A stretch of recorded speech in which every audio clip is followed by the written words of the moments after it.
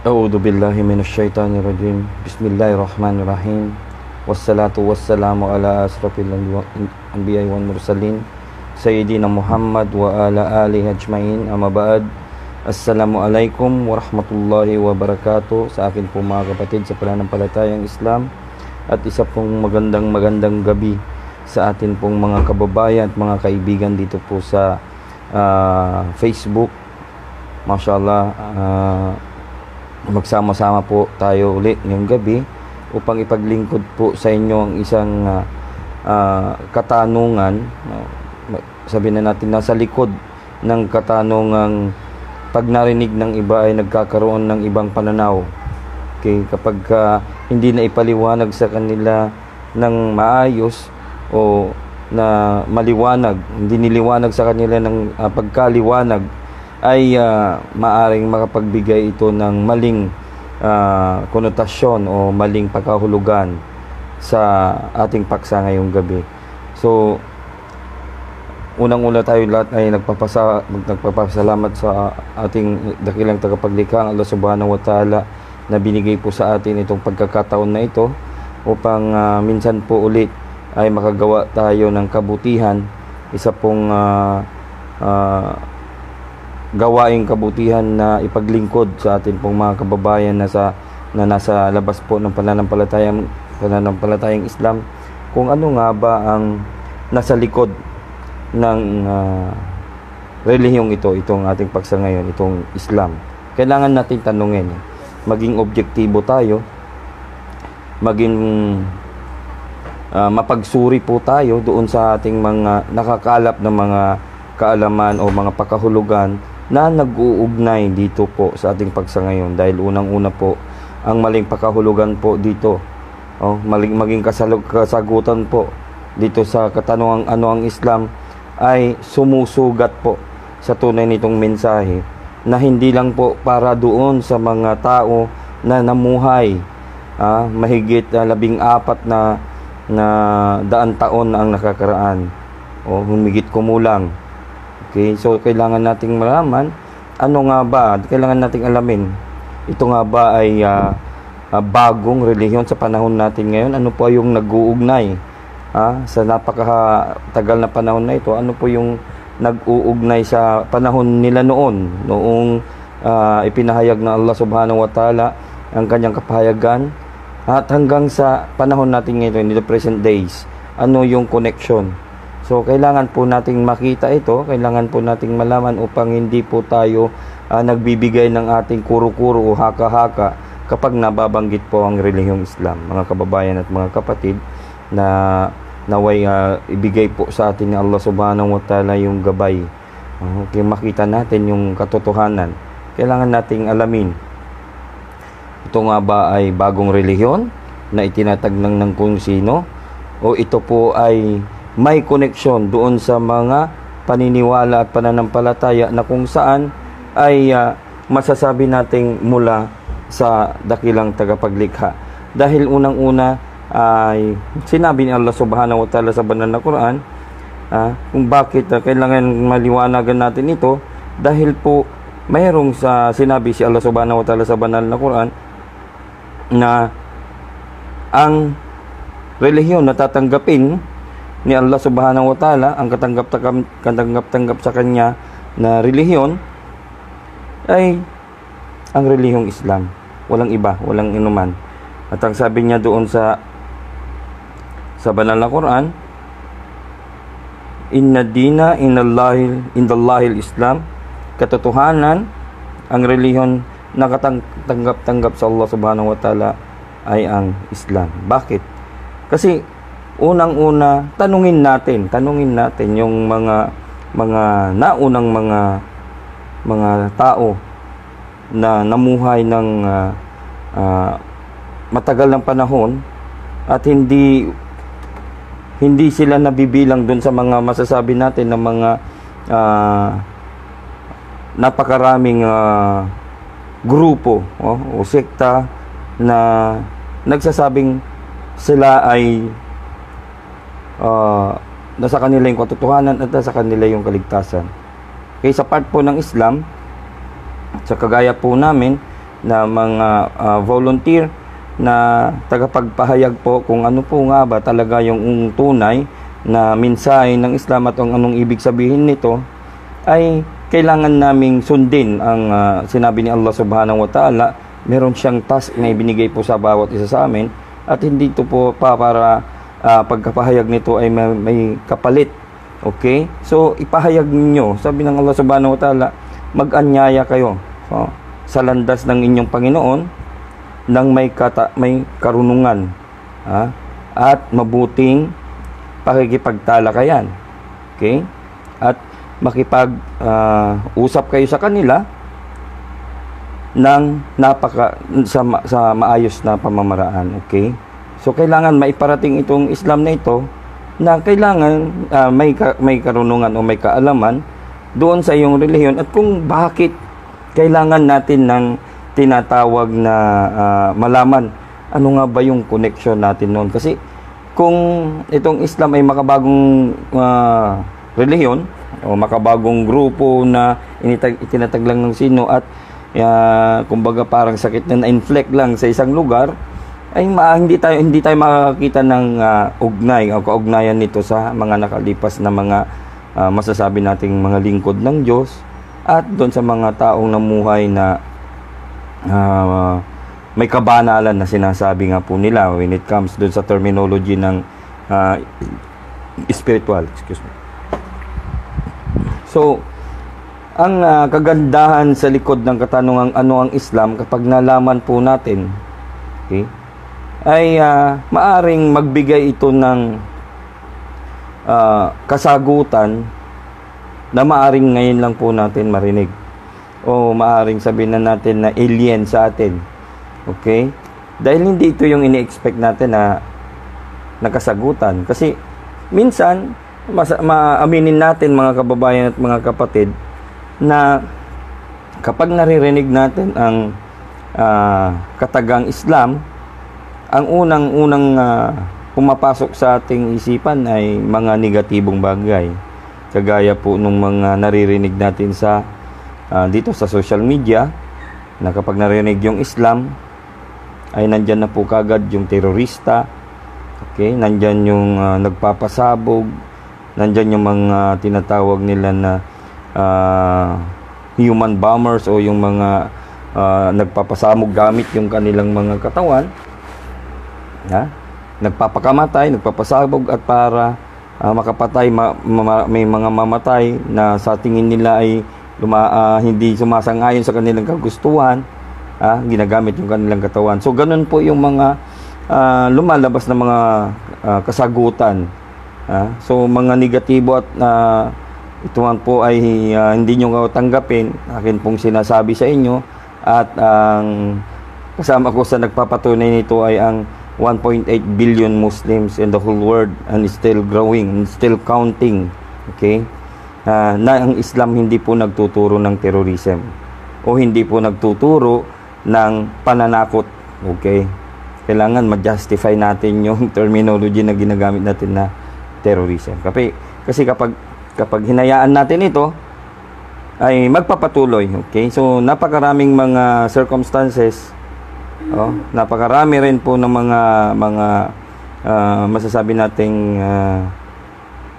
pagkakataon na nabibigyan po tayo ng chance na bumisita po sa mga eskwelahan, okay, sa mga elementary grades na mga kabataan, at minsan natatanong po natin sa kanila kung ano nga ba yung pananaw nila kapag narinig yung Islam, at lalo na yung term na Muslim. At sa kanila po yung maririnig mo na halos parang mas takot pa sila sa Muslim kaysa sa multo o tikbalang so hindi na po nagiging maganda. Unang-una, bakit? Dahil unang-una yung mga nakakatanda sa kanila, sila rin po ay walang kaalaman dito sa kung ano nga ba itong Islam. Okay? Napakahalaga mga kapatid sa pananampalatayang Islam na malaman natin ano nga ba yung aral nito. Okay? So sa pagkababaybay po natin itong ating pong topic, ay doon ito malalaman natin kung ito nga ba ay bagong relihiyon, anong aral nito, at ano ang kaibahan o pagkakapareho, kaibahan at pagkakapareho ng aral ng mga naunang mga sugo at propeta ng Diyos na pinadala po dito sa mundo, generation to generation, at sa mga kanya-kanya nilang mga pamayanan. Okay? So, at ngayon nga, ako'y nagpapasalamat na kayo po ay nandito, at binibigyan nyo po kami ng pagkakataon upang iparating po sa inyo ang aral po ng Islam. Kung ano man po ang mababanggit ko dito na maaring makasakit ng inyong kalooban, naway tanggapin nyo po ito upang isang masasabi nating makabagong kaalaman, dagdag kaalaman. At ako ng anuman po yung maitanim sa inyong puso na kabutihan, ito po ay mula kay Allah subhanahu wa ta'ala. Unang-una, sagutin po natin, magbigay po tayo ng ilang mga katotohanan na maaari nating maipaglingkod sa inyo dito sa katanungang ang kagandahan sa likod ng katanungang ano ang Islam. Okay. Unang-una, ang Islam ay masasabi natin ang meaning nito sa Arabic, okay, na submitting, okay, aslama, nanggaling ito sa aslama o submitting, salam, peace. Ito po yung mga sa salita sa Arabic na kung saan na-derive itong Islam. Okay? At masasabi nating bago ba itong Islam, na ang ibig sabihin ay sa English ay total submission to the will of God. Okay? So ibig sabihin, kung ang ibig sabihin ng Islam ay pagsunod, pagtalima, pagsuko sa will o kalooban ng nag-iisang Diyos na tagapaglikha, makikita natin na ito ay naisagawa po ng mga tao, ng mga naunang namuhay sa atin, na walang ibang ninais kundi ang sundin kung ano yung kalooban ng kanilang Diyos na tagapaglikha. So walang sino man, walang masasabi natin na tao na namuhay noong unang panahon na kapag tatanungin mo ano ang iyong relihiyon, for example, sasabihin na natin kung namuhay, okay? Kung nabuhay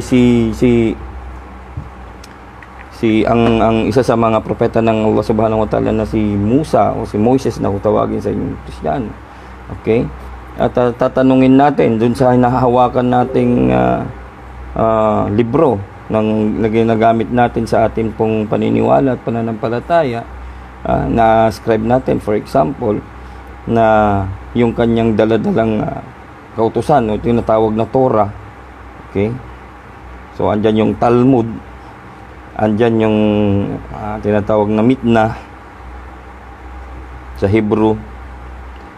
Tanungin natin kung nandun ba yung tinatawag na 5 libro na ina-ascribe natin sa ating ginagamit na kagaya, for example, ng Biblia. Okay, ito po yung tinatawag na Genesis, Exodus, Leviticus ito, at saka yung Numbers and Deuteronomy. Ito yung tinatawag na ng first 5 books of Moses, o tinawag din na itong Pentateuch sa Biblia, na inascribe nila na ito ay libro. Ito daw yung Torah. Pero kung tatanungin natin si Moses kung ito bang mga pangalan na libro na ito ay kilala niya o narinig niya, sa tingin ko po kung nabubuhay po siya ngayon, ang sagot na po ay hindi. Unang-una ay hindi rin natin ito mababasa o makikita doon sa Torah o doon sa Talmud o doon sa Mitna. So hindi po ito hindi natin masasabi na ito ay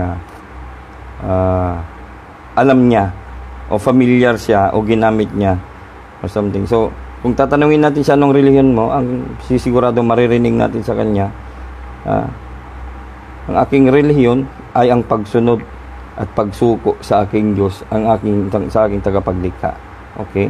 At kapag sinum up natin itong pagsunod, pagtalima, yung total submission to the will of God, pag isasum up natin ito po yung Islam sa wikang Arabic. Okay? Hindi niya man masabi yung Islam Kasi ito ay hindi Hebrew word, pero yung meaning na nakapaloob sa Islam, ito po yung kanyang isinasapamuhay. Okay? So, ganun din yung mga naunang mga propeta, naunang mga lingkod ng Diyos, kung bakit Islam ang kanilang itinuturo. Ito yung ibinabalik nila, ito yung itinuturo nila sa kanilang pamayanan, dahil ito po yung katangi-tangi, okay, na relihiyon na tatanggapin ng Allah Subhanahu wa Ta'ala sa araw ng paghuhukom. So ito po yung Islam. Ano pa ba ang meron sa loob ng Islam na masasabi natin bago, okay? So masasabi natin na hindi nagkaroon ng malinaw na kwento, okay, sa atin bilang hindi mga Muslim, kung bakit nakarating sa panahon natin itong Islam. Okay? Itong Islam, mapagsunod, pagsuko, pagtalima sa nag-iisang Diyos na tagapaglikha, ay mayroong kapahayagan, okay, upang maging matatag yung kanyang mensahe, okay, upang mapanumbalik ang tao doon sa process ng tinatawag na Shama.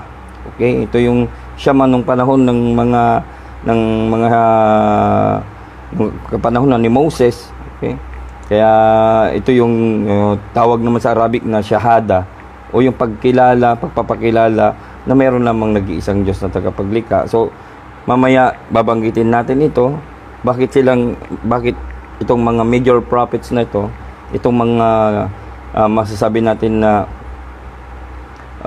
mga pangunahing propeta, mga lingkod ng Diyos na may nagkaroon ng mahalagang papel na ginampanan doon sa kanilang mga pamayanan, at paano na-link ito sa Islam. So mamaya mga kababayan at mga kapatid ay makikita natin kung ano nga ba yung ugnayan, at saka yung pinaniniwalaan ba natin ngayon ay ano yung kahit na anong gawin natin, papasok siya doon sa tinatawag na Islam. Okay? So ano man yung gawin natin paglihis, ano man yung gagawin natin na pagtatago doon sa tunay na ibig sabihin ng relihiyong Islam, lumalalabas at lalabas ito kung adherent tayo doon sa kautusan ng mga propeta na kinikilala natin. Okay? Noong unang sa panahon ng propeta Muhammad, sumakanya nawa ang kapayapaan, ilan lang po doon sa mga masasabi natin na kagandahan na hindi natin alam.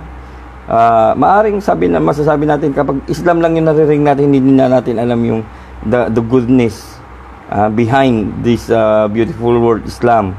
Okay? So di natin alam na ito palang Islam, nung dumating na sa tao, na establish na ito doon sa pamayanan ng mga Arabo more than 1400 years ago, na wala yung paglilibing sa mga sa mga kababaihan. Okay, kapag nanganak babae, ililibing ng buhay. So nawala po 'yon. Kung tayo po ay mayroon tinatawag na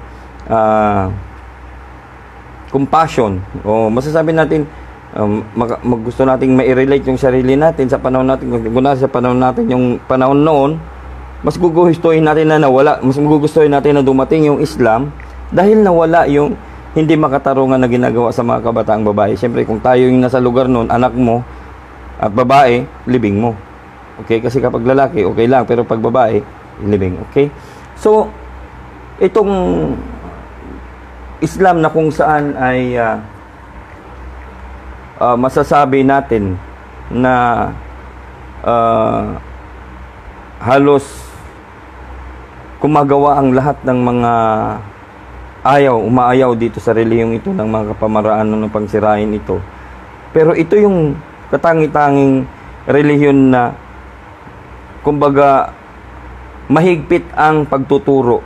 Okay? Mahigpit yung katuruan patungkol doon sa tinatawag na mga kabutihan, yung patungkol sa Diyos, mag-aani ng kabutihan hanggang sa araw ng paghuhukom. Okay? Itong relihiyong Islam, kung titingnan natin, Hated by, masasabi natin na napakaraming mga tao. Minahal at isinapamuhay ng mas nakakarami. Okay? Ito yung relihiyon na nagtuturo sa atin na huwag manakit, huwag magalit, huwag magmaliit at manlinlang ng kapwa. Okay? So, kung titingnan natin, Islam lang, hindi natin bibigyan ng pagkakataon na magtanong sa mga maalam nito. Hindi natin aalamin yung katotohanan behind this beautiful word Islam. Hindi natin alam na ang Islam pala ay nagtuturo sa atin na huwag manakit, huwag magalit, huwag magmaliit at manlinlang ng kapwa. So ito po yung isa sa kagandahan, sa mga gandang aral na nasa loob ng pananampalatayang Islam, wherein hindi natin nalalaman. Dahil nga po, negatibo na po yung ating pinangahawakan na meaning nito o pakahulugan. So, nagiging sanhi upang sa hindi natin malamang kadahilanan tayo ay nagagalit sa Islam. Sa hindi natin nalaman natin yung ating kapitbahay at ating yung kaibigan galit sa Islam, galit na rin tayo na hindi natin alam kung bakit tayo nagagalit, di ba? Pag narinig natin na Islam, sa Arabo yan. Sa mga Muslim yan. Sa mga Abu Sayyaf yan. Sa mga ISIS yan. Yan po yung dumadaan o kumbaga dumaan sa atin. Yun na yung pinaniwalaan natin. Okay? So, may kanya-kanya tayong right. Paniwalaan natin yung gusto natin. Pero hindi naman dapat na tanggalin natin yung bago natin paniwalaan ang isang bagay. Suriin muna natin. Kasi baka hindi natin nalalaman yung tinatanggap na pinapamuhay nating hatred o yung galit sa Islam wala palang katotohanan at hindi makakatulong sa atin. Bagkos, nakikreate ito ng isang napakalaking kasalanan dahil sa pagtanggi mo sa Islam, tinatanggihan mo na rin yung sino man yung nagpadala nito. O tinatanggihan mo na rin kung sino yung may kagustuhan nito. Ito ay kagustuhan ng Diyos. Nung dumating ang Islam. Dahil kung hindi natin malalaman yung mga magagandang aral behind this beautiful religion. Okay? Hindi natin malalaman na ang Islam pala ay maliwanag na nagsasabi kung bakit tayo ay narito dito sa mundo. Ito ay napaka gandang bagay na malaman natin, may explain sa atin. Okay? At may paliwanag kung bakit, ano yung purpose natin dito sa mundo. Nilikha ba tayo para maging mayaman? Nilikha ba tayo para magkaroon ng maraming anak? Nilikha lang ba tayo upang maging milyonaryo? Nilikha lang ba tayo upang sabihin ng mga tao nagkaroon tayo ng kababayan na ganito, sumikat ng ganito? No. Tayo po ay nilikha ng Allah upang sambahin siya. Okay? Upang magbigay ng pagsamba sa pasasalamat sa Kanya, maggumawa ng kabutihan bilang pagsamba sa Kanya. Yun po yung reason kung bakit tayo nandito sa mundo. Okay? Nagdangan nga lamang at ang karamihan, dilat sa atin, ang karamihan sa atin, ay hindi naging maliwanag sa Kanya. Ano nga ba yung purpose niya dito sa mundo? Kung wala ang Islam, hindi natin malalaman na ito pala ay nagtuturo sa atin na mamuhay ng payapa at magkaroon ng mabuting relasyon sa Diyos, sa ating sarili at sa lahat ng mga nilikha. So, walang sino mang grupo, walang sino man na masasabi natin na di relihiyon na nag-uutos, nagtuturo ng mga ganitong napaka-liwanag na aral. Okay? So, maraming mga naglipa ng mga pananampalataya, naglipa ng mga paniniwala, na bagong katuruan, ngunit hindi nila nabibigyang pansin at nabibigyan diin yung mga ganitong klaseng napakahalagang mga aral. Bakit? Bakit natin masasabing napakahalaga? Kasi kapag ito hindi na napag-uusapan, nakakalimutan po ito mga kababayan at mga kapatid. Hindi po na isa sa puso. Okay? Maaring masabi natin na yung iba dati, yung kasabihan nga ng karamihan pala, ay kapag ang ganitong klase ng usapin o mga pang-relihiyon o pang-spiritual na usapin ay pinag-usapan daw sa loob ng pamamahay, ay nagkakawatak-watak ang pamilya. Pero tingnan nyo po yung nangyari nung nag-umpisa na magkaroon po ng mga ganitong klase ng mga idea na wag na pag-usapan ang spiritual sa loob ng bahay, sa loob na mismo ng bahay nang uumpisa yung mga katimonyohan o yung tinatawag nila na mga kasamaan. Nandyan na yung mga lolo, nire-rape yung apo, andyan yung anak mismo pag nakasinghot ng droga, nare-rape na nila yung kanilang kapatid, yung kanilang auntie, pati yung kanilang ina, pati nga yung lola. Nakikita natin sa mga balita yung mga ganyan. Okay? Bakit? Dahil hindi nila itinuro, hindi nila pinayagan sa loob ng pamamahay na pag-aralan, pag-usapan ang patungkol sa Diyos. So nawala yung takot sa Diyos. Okay? So ito yung napakaganda sa aral ng Islam. Nang dahil sa reliyong Islam, sa loob nito nagtuturo, mapagmahal ang Diyos, mapagpatawad ang Diyos, okay? Mapagkalinga ang Diyos. Siya yung nagbibigay ng ating lahat ng mga pangangailangan. Siya na nag-iisang Diyos na tagapaglikha. At higit sa lahat, na ipapaalala sa mga bata, sa mga kabataan, sa mga tao, sa mga mananampalataya na ang Allah, siya din ay malupit kong magparusa. Okay? So bago mo gawin ang isang bagay, iisipin mo muna kung malulugod ang iyong Panginoon o hindi. Kasi kung alam mo, mayroon kang takot sa Allah, mayroon kang takot sa Diyos na tagapaglikha, hindi mo gagawin yung karumal-dumal na gawain na yon dahil alam mo na hindi ka papatawarin, na hindi ka bibigyan ng gantimpala ng Allah. Bagkos pag hindi siya nalugod sa iyo, hindi siya natuwa sa ginawa mo at kasuklam-suklam yung ginawa mo, kaparusahan ang naghihintay para sa iyo. Okay? So kung wala ang relihiyong Islam, wala yung katanungan ano ang Islam, hindi natin malalaman yung mga maliwanag na kasagutan sa ating mga mahalagang at critical na mga katanungan, gaya ng yung tinatawag na sino ang aking Diyos na tagapaglikha. Okay, mamaya babalikan natin yung mensahe more than 1400 years ago na nagkaroon ng koneksyon sa ating panahon ngayon. Okay? So, ang ini-explain natin ngayon ay yung mga magagandang aral sa likod ng Islam. Pagkatapos nating malaman na ang meaning pala nito ay pagsunod, pagsuko, pagtalima sa kalooban ng nag-iisang Diyos na tagapaglikha, ay kung ano yung mga mensahe na nandun sa loob nito. Okay? Of course, lahat magaganda. Kasi kung hindi maganda ang nasa likod ng yung kasagutan sa likod ng pananampalataya ng Islam, hindi siya magtuturong na magagandang aral. Okay? Hindi sila pwedeng magsama. Okay? Okay? Nagtuturo sa atin ang lahat ng tao ay pantay-pantay. Anong relihiyon, anong pananampalataya, anong samahan sa ating makabagong panahon yung nagtuturo na ang puti ay hindi angat sa mga itim. At yung itim ay angat sa mga puti. Sinong nagtuturo na ang isang tao, isang mananampalataya, ang isang anak na Adan at ang isang anak ni Adan, wala silang pinagkaiba? Okay?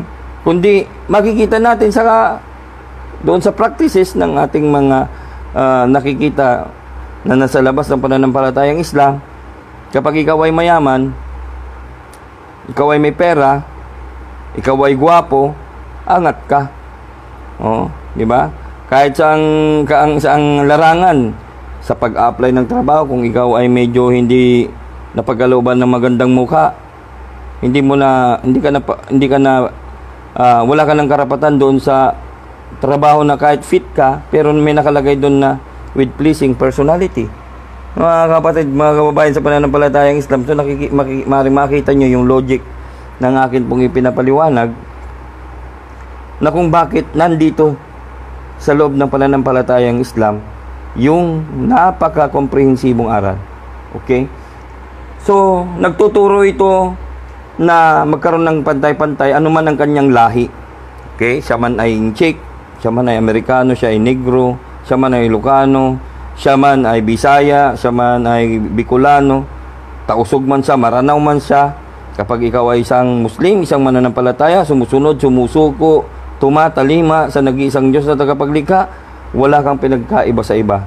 Okay? Kayo'y pantay-pantay, lahat kayo mananampalataya, lahat kayo, at nagpaparamihan lang po tayo sa paggawa ng kabutihan. So dito pala sa likod pala ng katanungang ano ang Islam, malalaman natin na ang Islam pala ay nagtuturo ng ganon. Ano man yung kanyang lahi, ano man yung kanyang kulay, siya ay kaparehong mo na nilikha lang din ng Diyos. Walang dapat na ipagmalaki sa bawat isa. Okay? So mga kababayan at mga kapatid sa pananampalatayang Islam at sa inyo po na ating mga kaibigan ay excuse me,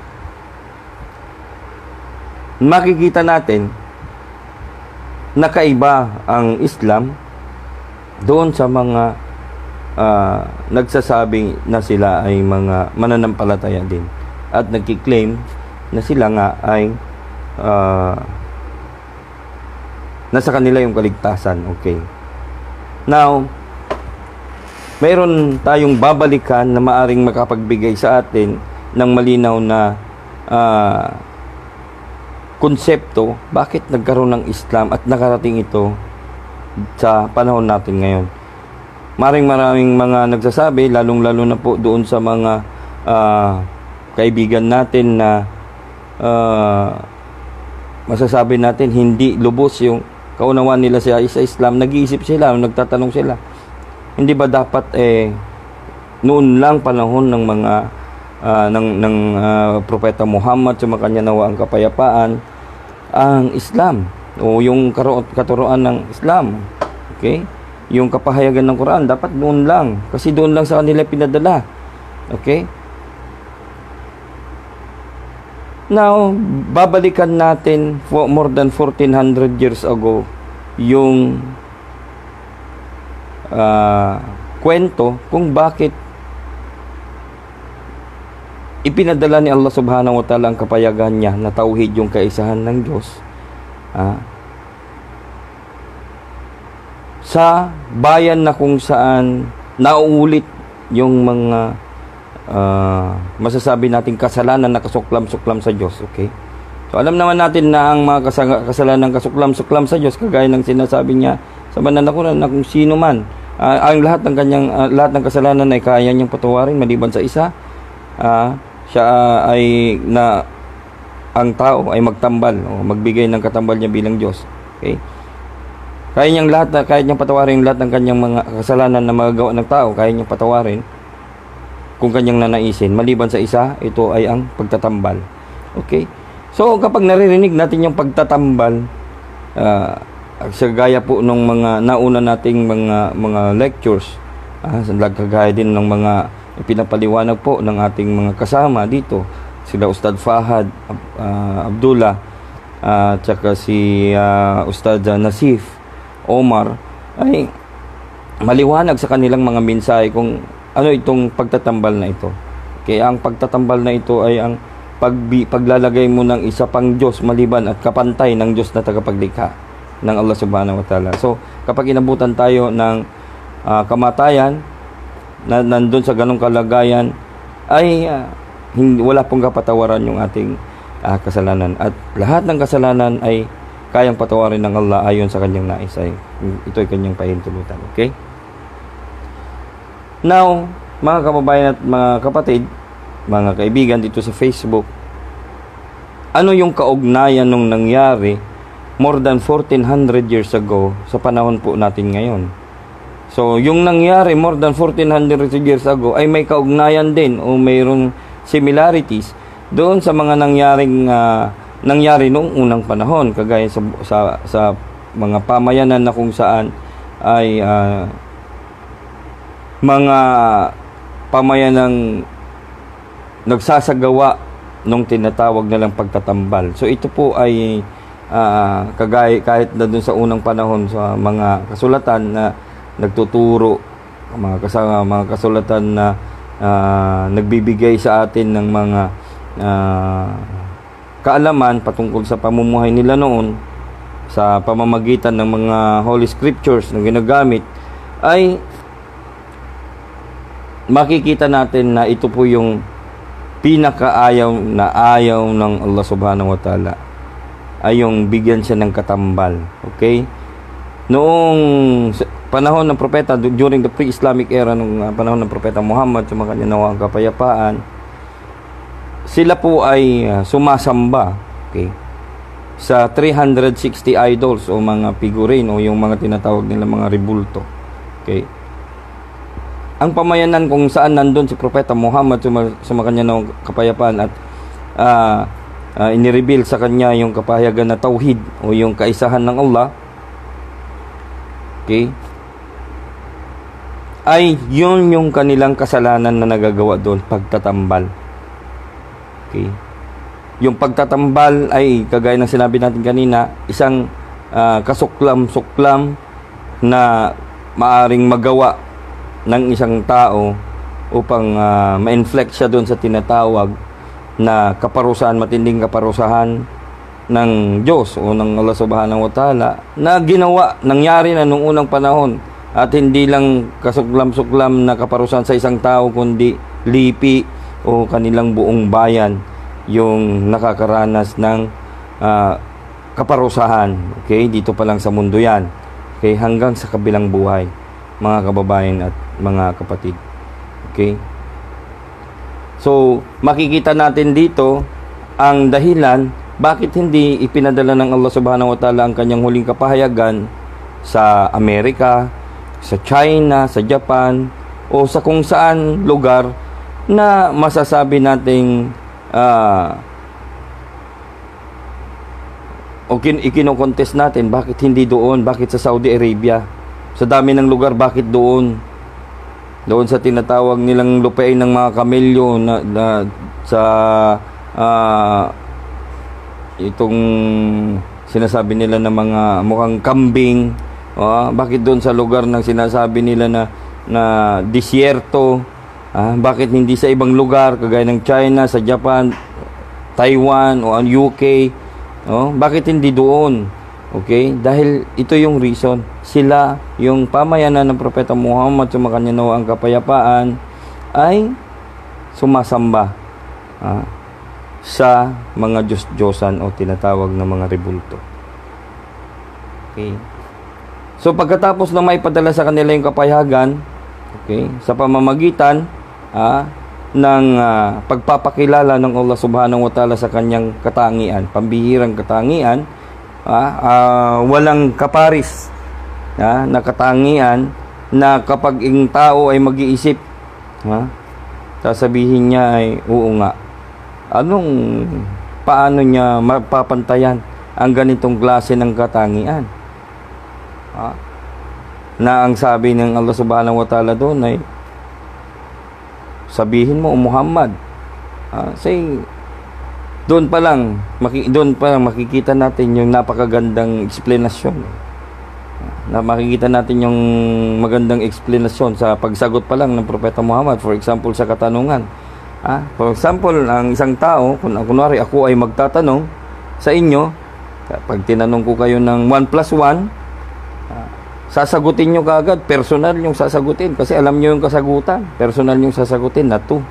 Pag sinabi kong 4 times 4, sasagutin nyo kaagad ito ng 16. Kayo mismo, personal.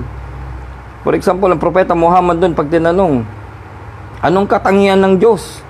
Okay. Anong katangian ng Diyos na itinuturo mo sa amin? Bakit sinasabi mo na mas makapangyarihan ng Diyos na tinuturo mo na sa amin kaysa itong mga Diyos-Diyosan na sinasamba namin? Anong mga katanungan before? Pero ang tanong na, ang sagot ng Propeta Muhammad, hindi direkta, hindi niya sinabi ang Allah ay isa. Oh. Hindi kagaya natin, for example, gaya nung in example, kapag tinanong ko kayo, direkta kayo nasasagot. Pero ang Propeta Muhammad, sumakanya nawa ang kapayapaan, sasabihin niya, Kul huwallahu ahad. Bakit kul huwallahu ahad? Pero hindi sa kanya, hindi siya yung nagsasalita. Ha? Pinadaan lang sa kanya yung kahulugan, yung mensahe. Pinadaan lang sa kanya. Okay. Kaya sasabihin niya, Kul huwallahu ahad. Sabihin mo, Muhammad, ang Diyos ay isa. Kul huwallahu ahad. Allahus samad. Oh. Siya ay ganap. Walang kakulangan, walang pangailangan. Siya ang nagbibigay ng pangailangan sa kanyang mga nilikha. Oh, nagumpisa. Ibig sabihin, lahat ng sagot na susunod doon, nakapaloob doon sa say, o doon sa kul. Sabihin mo, Muhammad, ako ay nag-iisa, wala akong pangangailangan.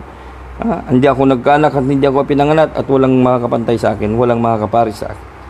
So, nung sinabi niya na yon, hindi alam na ng mga tao na hindi galing sa kanya yung mensahe na yun. Okay? So doon para sa mga naniwala, sumunod sila, naniwala sa kapahayagan na ibinigay sa kanila sa pamamagitan ng kanyang huling sugo, huling propeta na si Propeta Muhammad, sumakanya nawa ang kapayapaan. So marami pa ring mga tao, yung nag-isip, hindi pa alam, so kailangan nilang makakita ng kung ano ba yung mga proof ng katunayan na si Allah subhanahu wa ta'ala ay pinadala niya si Propeta Muhammad, sumakanya nawa ang kapayapaan upang ipaalam sa kanila at sa buong sangkatauhan, hindi lang para sa bansang Arabo. Kasi kapag may kapayagan sa Allah subhanahu wa ta'ala sa banal na Quran, ya ayuhan nas ubudu rabbakum alladhi khalaqakum walladhina min qablikum la'allakum tattaqun. So ang mensahe nito hindi lang para sa mga Arabo kundi sa buong sangkatauhan. Sambahin nyo ang Panginoon na lumikha sa inyo at lumikha sa mga nauna sa inyo, upang kayo ay maging matuwid, la'allakum tattaqun. Okay? So mga kababayan at mga kapatid, ito po ay yung nag-ugnay ngayon. Kung ang kapahayagan ng Propeta Muhammad sallallahu alaihi wasallam o ang kapahayagan ng Allah subhanahu wa ta'ala sa kanyang huling propeta, na si Propeta Muhammad, sumakanya nawa ang kapayapaan, yung Islam, pagsunod, pagsuko, pagtalima sa nag-iisang Diyos na tagapaglikha, ang nakapaloob nito sa ito ay yung mga komprehensibong aral na kapag ipinangaral, naisapamuhay at naisapamuhay ng walang pasubali ng mga taong naniwala sa kaisaan ng nag-iisang Diyos na tagapaglikha. Noong panahon ng Propeta Muhammad, sumakanya nawa ang kapayapaan, more than 1400 years ago, hindi po natapos ang kwento. Okay? Hindi po natapos doon yung tinatawag na mensahe ng Islam. Kasi ang Propeta Muhammad sallallahu alaihi wasallam, hindi kagaya ni Moses na siya ay pinadala sa bansang Israel. Hindi kagaya ni Jesucristo na siya ay pinakahuling propeta sa bansa ng Israel. At si Propeta Muhammad ay rahmatil alamin, habag sa sangkatauhan. Okay. So hindi natatapos sa bansang Arabia, no, sa pamamagitan niya na halos maging isang Muslim, sumunod, sumuko, tumalima sa nag-iisang Diyos na tagapaglikha ang halos buong Arab Peninsula. Okay? After that, hindi natapos ang kwento. Okay? Kung ang mensahe ng Islam na tauhid noon ay pakilala ang Diyos na nag-iisang Diyos na tagapaglikha doon at mawala yung 360 idols, sa panahon po natin ngayon, mayroon din pong problema. Kaya ang mensahe ng Islam extended po hanggang sa panahon natin ngayon. At hindi po pang eksklusibong lugar lang po. Okay? Bakit sa panahon natin ay kailangan yung Islam? Bakit sa panahon natin kailangan yung pagkakasabi, yung pagkakapahayag ng Allah subhanahu wa ta'ala ng kanyang katangian? Okay? Dahil kung yung panahon na yun ay nagtuturo ito ng katangian ng Diyos, nung panahon na yon at naituro yung tunay na katangian ng Diyos, at ito ay isinapamuhay ng mga naunang mga Muslim Okay? Yung mensahe nakarating po sa atin pero hindi po pagtuturo, kundi bilang isang criterion. Kasi sa panahon natin ngayon, hindi katulad ng panahon noon na yung mga idols lang, hindi sila nagtatanong, hindi sila nakikipagdebate, hindi sila sumasagot kapag nakita nila yung katotohanan, tinatanggap nila. Ngayon, mayroong mga iba't ibang katuruan, makabagong aral.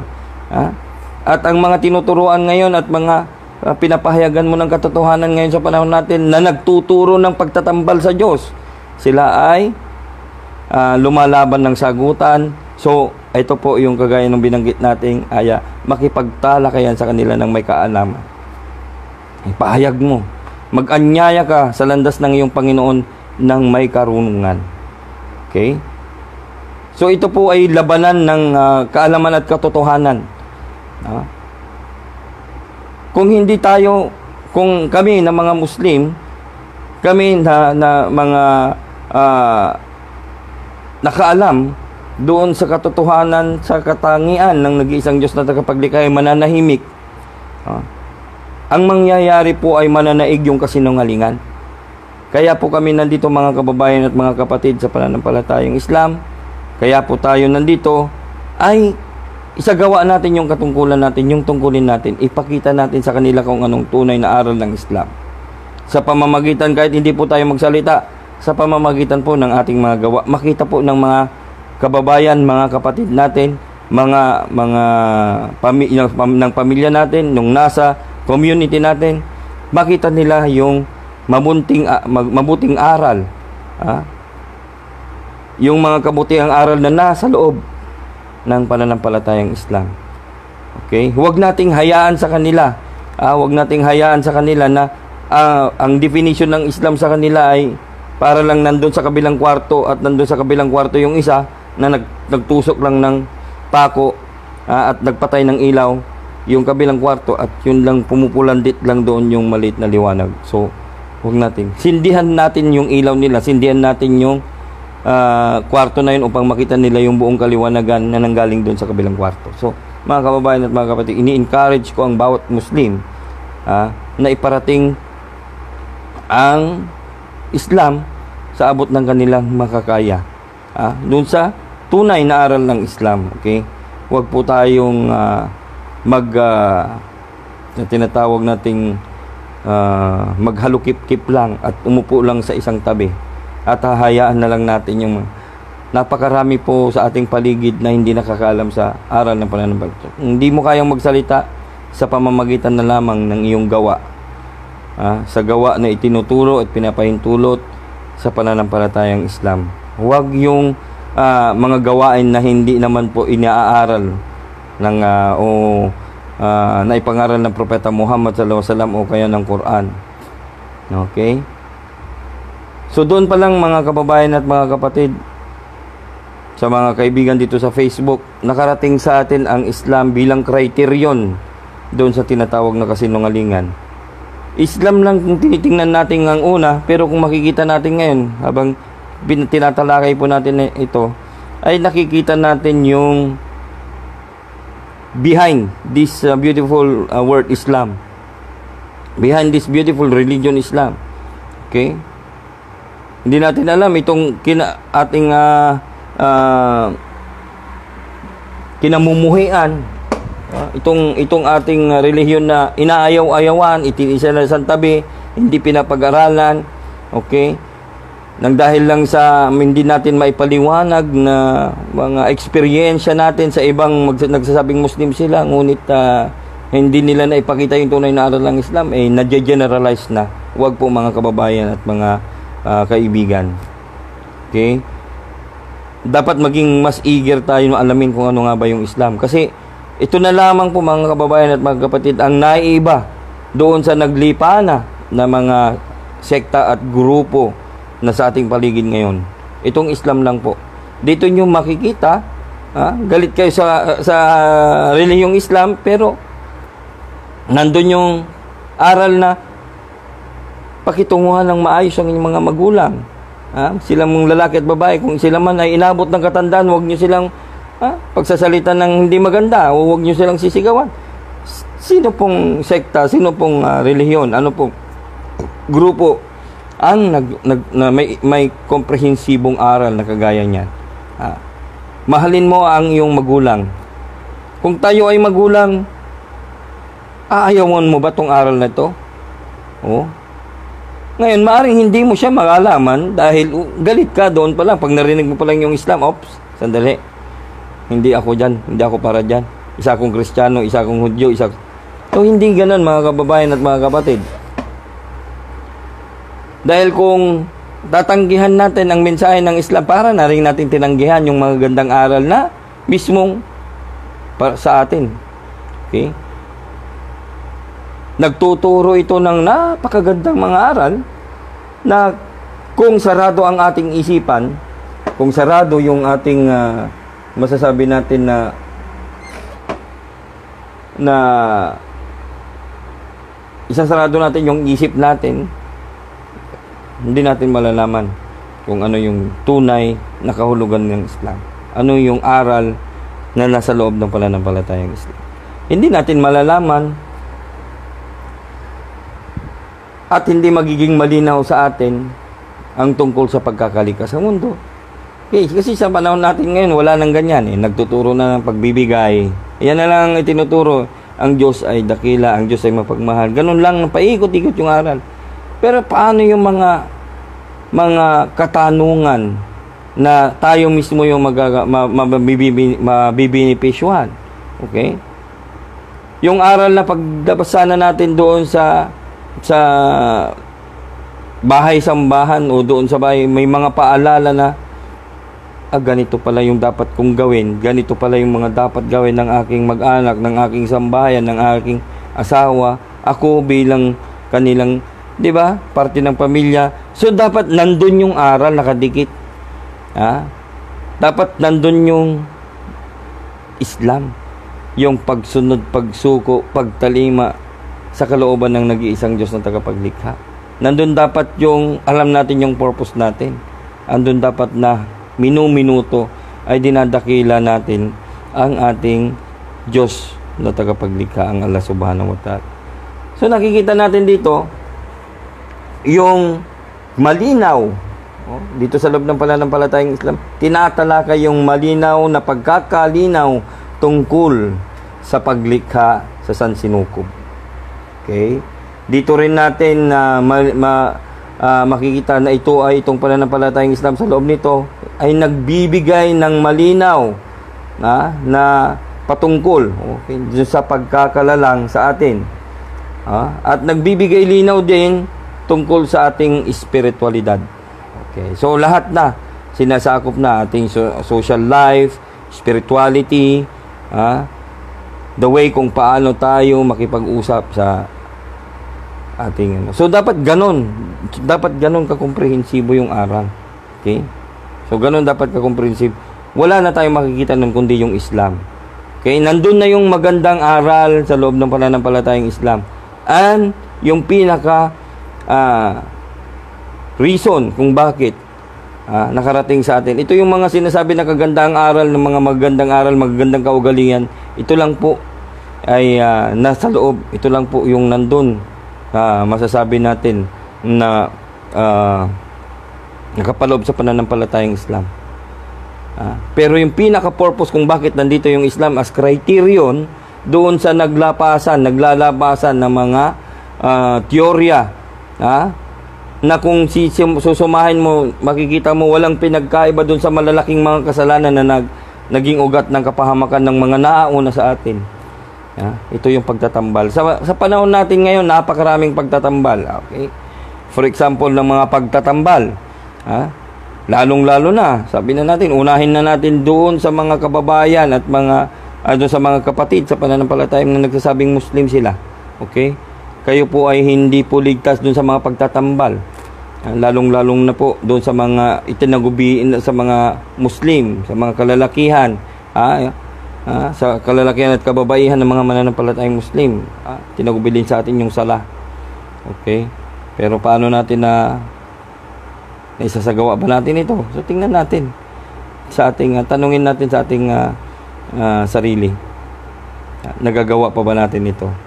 Okay? Just a sort of reminder, unang-una sa aking sarili at sa inyo bilang aking mga kapatid sa pananampalatayang Islam. At yung pinaka-main purpose, mga kababayan at mga kapatid, mga kaibigan dito sa Facebook, ay itong tinatawag na criterion. Paano siya naging criterion? Ilay natin ng pinaka malapit na kahulugan itong criterion. Okay, sa logical na paghalimbawa ay parang ginto, na kung ikaw ay binigyan ng ginto, hindi mo pwedeng sabihin na yung binigay sa yung ginto ay 24 karat gold agad. So kailangan mong pumunta doon sa alahero para ipatingnan, ipakilatis yung ibinigay sa yung ginto, kung ito ba ay 18K lang o 24 karat gold ba ito. So doon ay sasalain, sabi na natin paiinitan, okay, pababagain yon para matanggal yung lead, matanggal yung copper, matanggal yung dumi, ang matitira sa kanya ay yung tinatawag na ginto. Okay, doon sa ginto na yan, mga kababayan at mga kapatid, kapag nasala na ito at napalabas na yung tunay na ginto, saka mo lang masasabi na 24 karat gold siya. Okay, dito sa usapin ng mga grupo na naglabasan kung bakit naging kriteriyo ng Islam, ay siya yung kumbaga parang sumasala.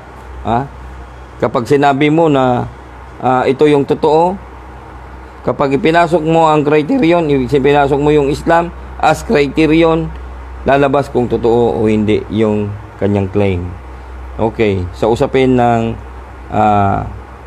napakalaking kasalanan na pagtatambal na naisasagawa natin ngayon na hindi natin nalalaman, okay? Yung pagsamba mo sa Diyos, dapat ginawa mo, sumamba ka sa nilikha lang ng Diyos. Isang klaseng pagtatambal. Okay. Kagaya po ng kanina, yung binanggit natin, konektado ito Kagaya nung sinabi ni Propeta Moses nung kanyang kapanahunan. Okay? Sabi niya, may binabanggit na kung ang shahada nun ay pagsasaksi na walang ibang Diyos na karapat dapat sambay maliban sa Allah. So, panahon niya meron din. Shema Israel. Adonai Elohim. Adonai Ehad. Okay? So, sinasabi niya, pakinggan mo, O Israel, ang Panginoon, ating Diyos isang Panginoon. Kailangan, yan ang lumalabas doon sa bibig ng propeta na si Propeta Moses ng kapanahunan. So, ito po rin po yung inulit ni Propeta Isa alayhisalam ng kanyang kapanahunan bilang revivalist ng aral upang ibalik, okay, yung patatagin ulit yung mga aralan ng mga naunang mga propeta sa kanya sa bansang Israel. Okay, dito sa panahon natin, itong aral ni Propeta, pinangaral ni Propeta Muhammad sallallahu alaihi wasallam, as criterion doon sa mga nagtatambal sa Diyos, sumasamba sa mga Diyos-Diyosan, sa mga ribulto, sa mga nilikha lang ng Diyos, ay sasalain ng Islam. Ito ang magsasabi kung totoo o hindi. Kasi unang-una, kahit aminin natin sa sarili natin, mga kababayan at mga kaibigan dito sa Facebook, kapag sinabi nyo na mali itong sinabi ng Allah na katangian niya more than 1400 years ago, at may masasabi natin na may nakapagbigay ng mas matinding katangian na pwedeng idikit sa Diyos, siguro wala nang Islam ngayon. Sana hindi na ito yung fastest growing religion ngayon. Sana hindi na ito yung Islam na pinag-uusapan ng halos saan kanto dito sa mundo ngayon. Sabihin na natin, merong pinag-uusapan yung Islam sa ginawa nitong kung ano man yung negatibo na alam nila na pag kinag-uusapan nila. Pero mga kababayan at mga kaibigan ko dito sa Facebook, sa mga nakakarinig po ng aral na ito, katotohanan masasabi ko po sa inyo, mas marami sa kanila yung nagtatanong kung ano nga ba yung tunay na aral ng Islam, kung ano nga ba yung kabutihan, ano nga ba yung kagandahan sa loob ng pananampalatayang Islam. Oh. So mga kababayan at mga kapatid sa pananampalatayang Islam, yung pagiging criterion niya kapag sinabi mo na ako ang Diyos, for example, ito yung Diyos, siya yung dapat sambahin. Tatanungin kagad ng Islam yan doon sa kanyang katangian na pinadala ng Diyos, ng Allah Subhanahu wa Ta'ala. Oh. Lagi nating sabihin, kahit sa sarili natin, ito yung gamitin natin na criterion doon sa mga lumalapit sa atin. O kung saan man yung nandun tayo ngayon na grupo. I-check natin. Wala namang magsasabi na dito na kayo. Okay? Mali, mayroon lang, may iba lang na nagsasabi na okay, kung saan kami dito, doon sa kami pinanganak, ay doon na kami mamamatay. Mali po yun. Kayo po mismo ay alam nyo na minsan ang ating mga pinaniniwalaan, minsan nga karamihan, sabi na natin 80%, 80-20 yung ratio ng mga pinaniwalaan natin na minana natin sa mga nangauna sa atin, ay sa mga ninuno natin o sa mga nagtuturo sa atin, ay hindi po tama. Okay? Later on, nalalaman mo na lang na ito ay mali. Kagaya, for example, ibigay po ko po sa inyo ng napakasimple bago po tayo magtapos. Upang kayo po mismo, tanungin nyo po yung sarili ninyo. At tanungin nyo yung mga nakapaligid sa inyo ng mga grupo, ng mga sekta. Tanungin nyo sila. Ano ba yung katangian ng Diyos? Kapag ang katangian ng Diyos na inyong sinamba, siya ay tunay na nag-iisa, hindi nagbabago, makapangyarihan, perpekto, siya yung provider, siya yung nagbibigay ng pangangailangan ng kanyang mga nilikha. Tunay, baka nandyan yung paniniwala, tunay na paniniwala sa nag-iisang Diyos na tagapaglikha. So babakapan pa natin, okay? Doon sa kanyang, ayon sa kanyang kapahayagan, more than 1400 years ago, sinabi niya, Allahus Samad. Sinabi niya, Kul huwallahu ahad. Siya lang yung nag-iisang Diyos na tagapaglikha, makapangyarihan. Andun yung pinangamagandang mga katangian, pangalan sa kanya. Sabi niya, Allahus Samad. Sinabi niyang Allahus Samad, wala siyang pangangailangan. Siya ay ganap. O ngayon, tanungin mo, yung bang sinasamba kong Diyos ay kumakain, nagpapahinga kasi napapagod siya, natutulog kasi inaantok siya. So hindi po nararapat, isa pong kalapastanganan, isa pong kawalan ng pagsabi na natin na pagkilala sa Diyos, kawalan ng kaalaman sa katangian ng Diyos. Nang sabihin mo yung Diyos nagpahinga, natulog, nagpahinga, uminom ng tubig, at mayroong katangian na kagaya natin ng mga tao. Subhanallah. Naway patawarin tayo ng Diyos doon sa napakalaking kasalanan na nagagawa natin. Yung ipag-isipan mo ang Diyos na may katangian na kagaya ng tao, subhanallah, na humustaan. So mga kababayan, mga kapatid, kaya ko po sinasabi ito ay hindi po para sirain yung inyong paniniwala. Ang sinisira po ng Islam dito ay yung makabagong aral na itinuturo po, feeding sa inyo. Parang spoon feeding kasi, para tayong mga batang sinusubuan na lang dati. So it's about time, alamin natin yung katotohanan. Okay? Alamin natin sa pamamagitan natin pagsusuri. Okay? Ito yung kanyang katangian na kailangan gamitin natin as criterion. Hindi siya nagkaanak at hindi siya ipinanganak. Lam yalid walam yulad. Kasi ang panganganak, isang process ito na ibinigay ng Allah Subhanahu wa Ta'ala sa kanyang mga nilikha. Okay? At hindi kailanman siya kasama doon. Kaya pagpaparami. Ang pagpaparami, dalawang nilikha ng Diyos, ang lalaki ang babae, hindi niya binigay sa parehong nilikha niya, yung panganganak. Binigay lang niya eksklusibo sa kababaihan. So kapag nanganak, sinabi mong nagkaroon siya ng anak, sigurado babae siya. Nag-anak siya nagbuntis, yan. Alam mo na kagad, ang gender niya babae. Okay? So hindi siya nagkaanak. Sabi ng Allah, lam yalid. Hindi ako nagkaanak. Kasi ang Diyos, katotohanan, siya ay naglilikha, hindi po nanganganak. Kapag sinabi mo ang Diyos nanganak, ano siya? Babae? Diba? So mga kababayan at mga kapatid, kailangan makita ninyo yung katotohanan. Okay, at ito yung kasagutan doon sa katanungang ano ang Islam. Ito yung kagandahan, makita mo yung tunay na katangian ng Diyos. Okay? At panghuli, doon sa walang yulad, sabi niya, hindi ako nagkaanak. Tunay ng Diyos na tagapaglikha ay hindi po siya ipinanganak. Hindi po siya wala ka pong makikita na ipinanganak. 21 years old na lahat ang ipinanganak dumaan sa pagka-baby. Okay? So hindi natin alam yung mga sinasabi natin na ganyan, no? Pinaniniwalaan natin na ganyan, na pinaniniwalaan natin ng Diyos nagkaroon ng anak. At yung Diyos natin ay siya ay anak ng Diyos. Ibig sabihin anak siya ng Diyos. Sabihin kung anak siya ng Diyos, dumaan siya sa pagka-baby. Okay? At pag dumaan siya sa pagka-baby, paano kung nauso na ngayon noon, panahon nila yung dengue. Di ba? Pag na-dengue siya, di wala tayong Diyos ngayon. Saan ka nakakita na Diyos tumaan sa pagka-baby? Lumalaki ng lumalaki, kumakain, umiinom, natutulog para lumaki siya. So, ito po ay kalapastanganan sa kamaharlikahan ng Diyos. Okay? Kawalan ng katarungan sa kanyang pagiging manlilikha. Okay? At ang huli, walam yakul lahu kufuwan ahad, sabi niya. Mga kababayan at mga kaibigan, wala pa pong nakakita sa Diyos.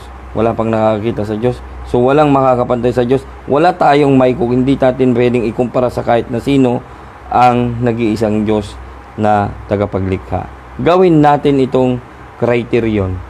Kapag yung itinuturo nilang Diyos namuhay noong 1914 o 1913, 1910, 1820, still nakita siya ng tao, nakita ng maraming tao, hindi siya pwede maging Diyos. Ang Diyos hindi nakita kahit kailan.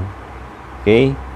At isa yan sa mga inaasam-asam ng mga mananampalataya na gumagawa ng kabutihan dito sa lupa, dito sa mundo, sa abot ng kanilang kakayanan, yung pag-iwas nila doon sa mga pinagbabawal ng Allah at pagsunod nila doon sa mga ipinag-uutos ng Diyos upang makamtan nila yung habag ng Allah at sa araw ng paghukom makita nila yung kanilang tagapaglikha.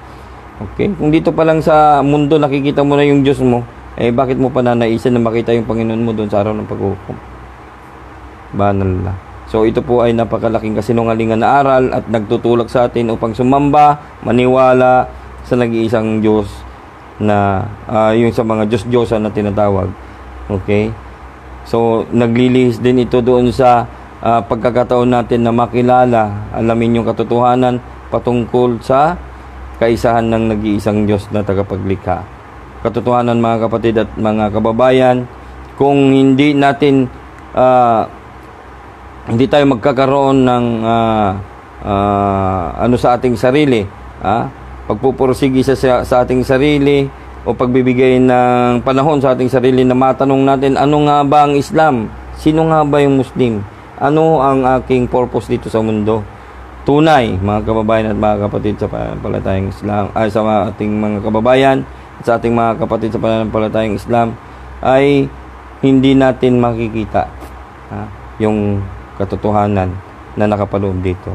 So dapat bigyan natin ng panahon nating sarili, bigyan natin ng pagkakataon na matanong sa mga tunay na nakakaalam kung ano nga ba ang Islam at malalaman natin yung kagandahan ng aral na nakapaloob dito. So mga kababayan at mga kapatid sa pananampalatayang Islam, minsan po sa inyo ay bumabati po ko ng pandaigdigang pagbati ng Assalamu alaikum. At sa atin pong mga kababayan at mga kaibigan dito sa FB ay binabati ko po kayo ng magandang gabi sa inyong lahat. Naway ang gabay ng Allah ay sumainyo at nawa ay nakapagbigay po ng konting aral, nakapagdagdag po ng konting kaalaman patungkol po sa relihiyong Islam. Ang inyo pong lingkod, Brother Yasir, na nagsasabing Assalamualaikum warahmatullahi wabarakatuh. Wa akhiru dawanan alhamdulillah. Assalamualaikum warahmatullahi wabarakatuh.